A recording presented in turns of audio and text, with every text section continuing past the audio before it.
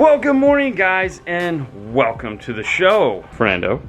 Welcome to the show, guys. Today we have a new one for you. I don't know if we've ever done a Subaru. Do you know if we've ever done a Subaru? We've done a few of them. We've done? Okay, so there you go.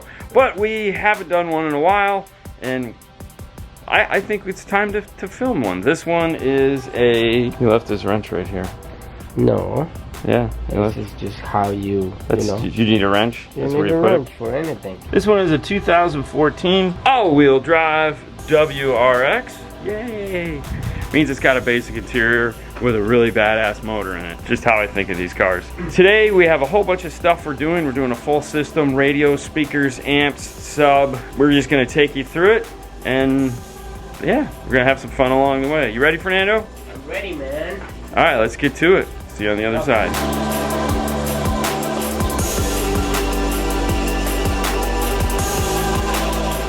Inside the car, we have the standard old school style radio. Looking at the steering wheel controls, it's got Bluetooth controller. We want to make sure we can retain all of these.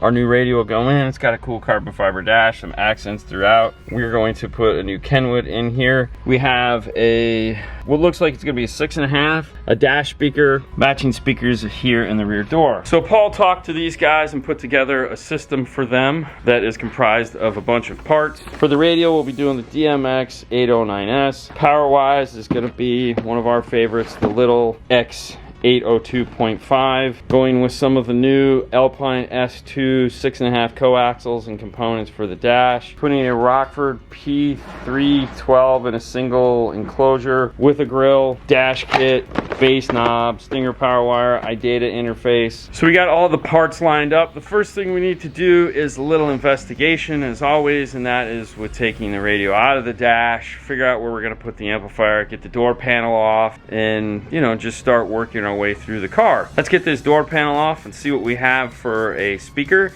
to see if there's a bracket or if we have to make a bracket. First thing we have to do is find our screws. One is on the handle. Grab your flat screwdriver, easy, take it out. Regular Phillips screws. Second one actually on the handle, and then grab pry tool, same screw, plastic.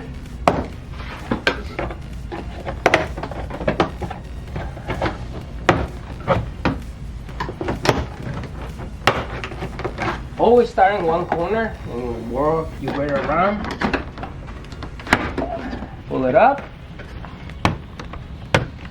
The third plug definitely is the hardest one. Grab your angle pick tool, hook it in the clip, and it comes out. With the door panel off, we can take a look at the factory speaker. 3 screw points here. This actually looks like a factory Toyota bracket. It is a factory Toyota plug, that is for sure.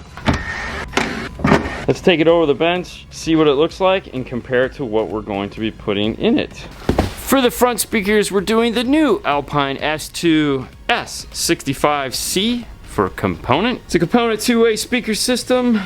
Taking a look at the outside of the box to kind of get an idea of what we're talking about here. 240 watt peak, 80 watts RMS, 4 ohm impedance. Cutout diameter is a 5-inch. Mounting depth is 2 1/4 inches or 5.8 centimeters. Frequency response is 50 to 40,000. The reason why it goes up to 40,000 is it is high-res certified. On the back of the box, if you've never seen an Alpine box, it kind of gives you everything that is in the box, how to mount it, how the tweeter comes apart. It's like an instruction manual, so you don't lose it. It also has this serrated area here if you have to do a cutout.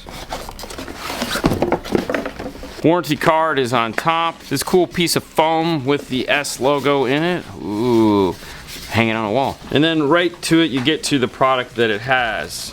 The new S2 is this gray color that has a texture feel to it, almost like a carbon fiber, but it is some form of mold injection. And then it uses the hammer surround that the R-types and X-types in the past have had. Big magnets, crossovers mounted to the exterior of the speaker. This you do have to be careful with in some applications when putting it in. This may hit. Make sure this is free and clear, because if this gets nicked or anything and rests against metal, it will short the speaker out. So be careful of that. If you do need to bypass it, let's say you're going to do an active system, you can. There are 3 leads here, your 2 standard inputs, and then you'd use this middle one here here, bypassing the coil. This is a totally new designed tweeter, and the cool thing about Alpine is that it does have a multitude of ways you can mount it. First off, you have this flush mount here, and you can angle it inside of the flush mount. Like it does move, which is nice. However, you can do this, and it will come out and get to a much smaller tweeter. And then if you twist it one more, you can get all the way down to the actual tweeter itself. Now the grill portion of it here is glued into place, so this is as small as you are gonna make it. And underneath this grill is a silk soft dome tweeter. Obviously there's two of them in the box. Pull the foam out, and underneath we get to our parts list. There's tons of parts, first of which you don't wanna forget, it comes with the passive crossovers for the tweeters themselves. This uses the 2-part passive crossover. The 6.5 has their part already attached to it. The tweeter needs these, and that's it. There's no big external box. If you are going to be using this mount, it comes with these screws. This will screw into place, nut and bolt style, locks it in. Very convenient. There are some additional tweeter mounts depending on if you can break some of these tabs off and figure out a way to get it to mount. And then they have the Alpine universal speaker bracket that allows you to mount it in a couple different applications, which is pretty nice. Underneath the other bracket is some foam. They have 2 sheets of foam. This is so when mounting it, you can wrap this up so it won't rattle around in the dash. And then these foam pieces here allow you to put it underneath the tweeter and help couple it up with the grill if you have room for them.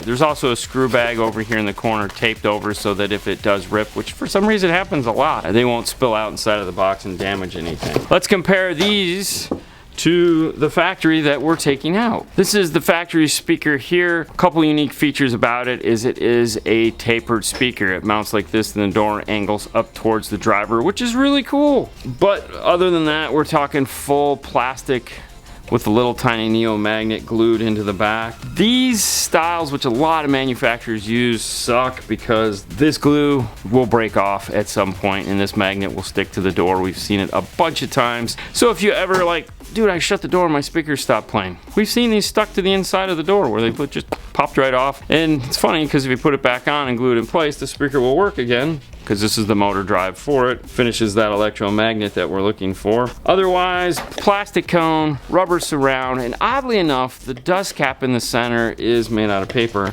And it's super, this thing is played. It is separated from the spider, so the glue has failed. Another thing that happens too with a lot of these is the glue will fail here where the spider glues in. That'll pop off. All in all, this is just a poor design that a lot of manufacturers use, which is great because we get to replace it with this guy here. Clearly a much beefier, much heavier speaker. However, getting it to mount into the door is this guy here. This is an 8901 Metra bracket. As you can see, it's nice, it's tapered, so it's gonna allow us to retain that angle that the factory has, which is cool. They've brought it in so that the speaker will sit on top of it and we'll still have room in front of the speaker to make it work.